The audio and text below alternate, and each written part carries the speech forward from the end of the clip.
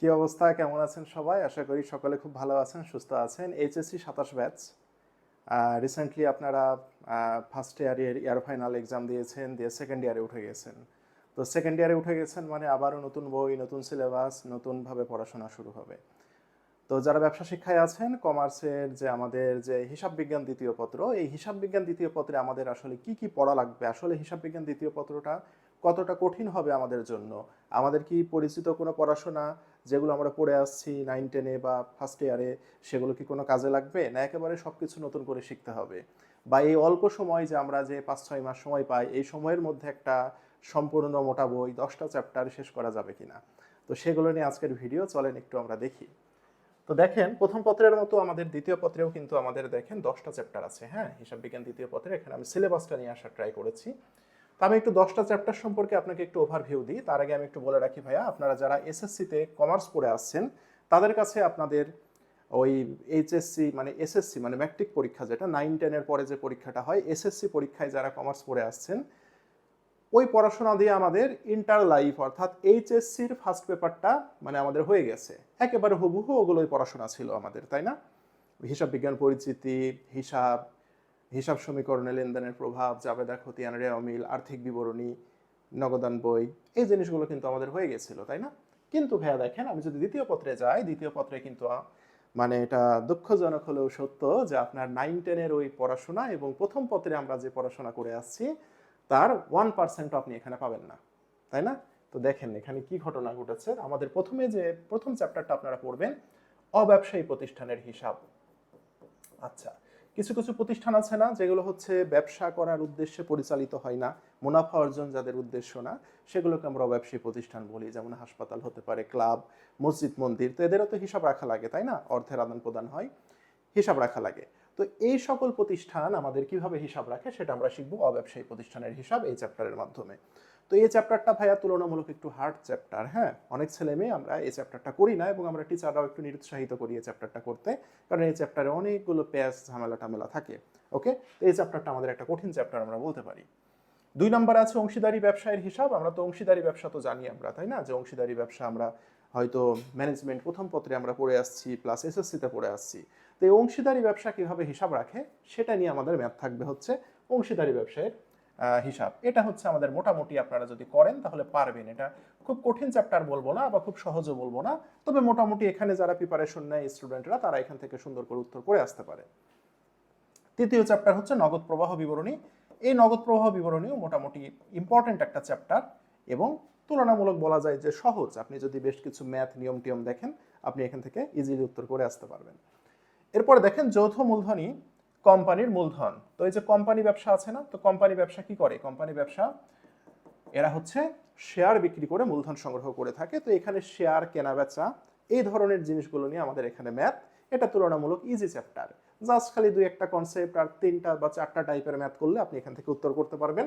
তো মজার বিষয়, এটা একটা সহজ চ্যাপ্টারের মধ্যে পড়ে বলা যায়, এবং এখান থেকে পরীক্ষায় প্রশ্ন আসলে দেখা যাচ্ছে এক সেট প্রশ্ন আপনি 15 মিনিট সময়ের মধ্যে শেষ করে দিতে পারেন। হ্যাঁ, তো এটা আমি এবং সব টিচাররাই প্রায় এই চ্যাপ্টারটাকে সাজেস্ট করে যে এখান থেকে তোমরা উত্তর করবা।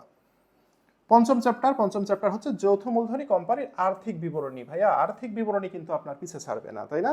প্রথম পত্রে যেমন আর্থিক বিবরণী ছিল, ক বিভাগে 2টা উত্তর করতে হতো, 20 মার্ক বাধ্যতামূলক, সেরকম ভাবে ভাইয়া এখানে আপনার যৌথ মূলধনী কোম্পানির আর্থিক বিবরণী, অর্থাৎ এটা আপনার দ্বিতীয় পত্রের ক বিভাগে থাকবে। কোথায় থাকবে?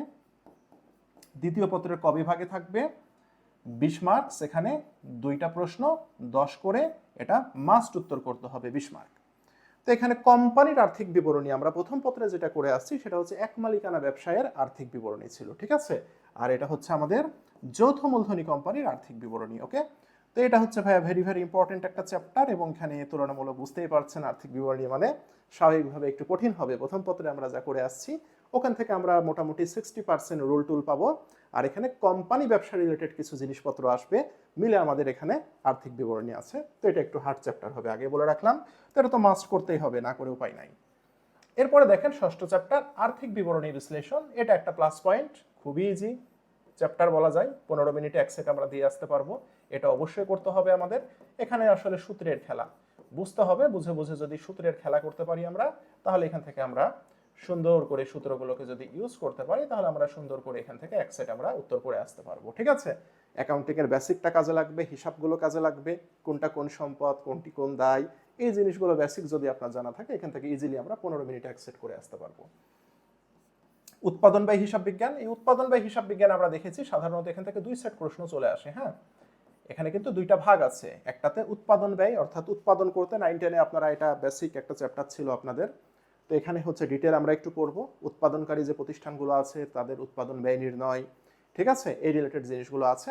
আর এটার আরেকটা পার্ট আছে, সেটা হচ্ছে বেতন মজুরি, আমরা যে কর্মচারীকে বেতন বা মজুরি দিয়ে থাকি সেটা কিভাবে গণনা করে এটা নিয়ে। তো উৎপাদন ব্যয় থেকে একটা প্রশ্ন, বেতন মজুরি থেকে একটা প্রশ্ন, সাধারণত 2 সেট প্রশ্ন এই 26 সালে এখান থেকে আসছে। তো এটা ইম্পর্টেন্ট চ্যাপ্টার ভাই, এটা করতে হবে অ্যাডমিশন টেস্টের জন্য, মোস্ট ইম্পর্টেন্ট চ্যাপ্টার এটা। তো এটাকে আমরা একটা মিডিয়াম লেভেলে বলে রাখতে পারি, যারা প্র্যাকটিস করে বুঝে ভালো করে এখান থেকে উত্তর করতে পারবে। এরপরে এটা হচ্ছে মজুত পণ্যের হিসাব রক্ষণ পদ্ধতি। মজুত পণ্য মানে আমরা জানি যেটা আমরা ক্রয় করে নিয়ে আসি, নিয়ে এসে সেটাকে উৎপাদন করতে পারি অথবা বিক্রি করি। তো দিন শেষে দেখা যাচ্ছে আমরা যতটুকু পণ্য কিনলাম আর কতটুকু বিক্রি করলাম, তারপরে আমার কতটুকু মজুদ আমার গোদামে আছে, এই হিসাব রাখার জন্য আমরা যে ম্যাথগুলো করি সেটাকে আমরা মজুত পণ্য হিসাব রক্ষণ বলি। এখানে সাধারণত 3টা পদ্ধতি আছে, একটা ফিফো, একটা লিফো, একটা ভারযুক্ত কর পদ্ধতি। তো 3টা পদ্ধতি আমাদের ফুল সিলেবাসে আছে, শিখতে হবে। তো মোস্টলি হচ্ছে ফিফো আর ভারযুক্ত, এই 2টা পদ্ধতি আমাদের পরীক্ষায় বেশি আসে, লিফো এসে থাকে। তো এই চ্যাপ্টারটাও সাধারণত ইজি একটা চ্যাপ্টার বলা যায়। হ্যাঁ, স্টুডেন্টরা সহজে এগুলো বুঝতে পারে এবং এটা থেকে উত্তর করে আসে। ব্যয় ব্যয়ের শ্রেণী, এখান থেকে নর্মালি সাধারণত মাঝে মাঝে প্রশ্ন হয়, আবার নাও হতে পারে। এখানে বিভিন্ন প্রকার অ্যাকাউন্টিংয়ে যে ব্যয় আছে, ব্যয়ের তো আসলে শেষ নাই। হিসাব বিজ্ঞানে প্রচুর ব্যয় আমরা দেখি, প্রত্যক্ষ ব্যয়, পরোক্ষ ব্যয়, পরিচালন ব্যয়, অপরিচালন ব্যয়, স্থায়ী ব্যয়, পরিবর্তনশীল ব্যয়, আধা পরিবর্তনশীল ব্যয়, আবার মুনাফা জাতীয়, মূলধন জাতীয় ব্যয়, তাই না, উৎপাদন ব্যয়, রূপান্তর ব্যয়, নানান প্রকার ব্যয় আছে ভাইয়া, তাই না। তো এই সব ব্যয় সম্পর্কে ডিটেলস এটা পড়তে হবে, এটা এমসিকিউ এর জন্য মোস্ট ইম্পর্টেন্ট চ্যাপ্টার। মাঝে মাঝে দেখা যায় যে সিকিউ এখান থেকে চলে আসছে, তো এখান থেকে আসতেও পারে নাও আসতে পারে, আসবে যে বিষয়টা এমন না, আসতেও পারে না আসতে পারে। তো মোস্টলি এটা আমাদের থিওরিটিক্যাল একটা চ্যাপ্টার এবং কিছু এমসিকিউ আমরা এখান থেকে দেখব। অ্যাট লাস্ট আমাদের আছে ব্যবস্থাপনা হিসাব বিজ্ঞান। এই ব্যবস্থাপনা হিসাব বিজ্ঞান থেকে আমাদের হিসাব বিজ্ঞানের আরেকটা শাখা এটা। তো এখান থেকে আমরা সিকিউ প্রশ্ন অবশ্যই পাবো। এটাও তুলনামূলক সহজ চ্যাপ্টার বলা যায়, কিন্তু স্টুডেন্টরা যেটা করে সেটা হচ্ছে স্কিপ করে চ্যাপ্টারটা। হ্যাঁ, তো এটা আসলে পড়তে হবে, অ্যাডমিশন টেস্টের জন্য ইম্পর্টেন্ট এবং গুরুত্বপূর্ণ এটা। তো এখান থেকে আপনারা হয়তো অনেকে জানেন, ফাইন্যান্সে পড়ে আসছেন, ব্রেক ইভেন পয়েন্ট, ওই যে সমচ্ছেদ বিন্দু, সমচ্ছেদ বিক্রয়, এককে টাকায় নির্ণয়, নিরাপত্তা প্রান্ত নির্ণয় করো, পরিবর্তনশীল ব্যয় নির্ণয় করো, অনুদান প্রান্ত, দত্তাংশ নির্ণয় করো, এই রিলেটেড আমাদের 5-6টা সূত্রের খেলা আছে। এটা শিখলে ভালো করে, আমি সাজেস্ট করি পোলাপানকে এটা করতে, কিন্তু অনেকে ভয় করে না, অথবা এটা লাস্ট চ্যাপ্টার সে কারণে গুরুত্ব দেয় না। কিন্তু এটা শিখতে পারলে এটা ফায়দা আছে। অ্যাডমিশন টেস্টে আমরা দেখেছি ঢাকা বিশ্ববিদ্যালয়, রাজশাহী বিশ্ববিদ্যালয় সহ ভালো ভালো বিশ্ববিদ্যালয় এখান থেকে পরীক্ষায় প্রশ্ন আসে, এবং এই চ্যাপ্টারটা আসলে করলে অবশ্যই ভালো, আপনারা করবেন, খুব সহজে উত্তর করা যায় এখান থেকে, ছোট হয়। তো এই হচ্ছে আমাদের পুরা সিলেবাস।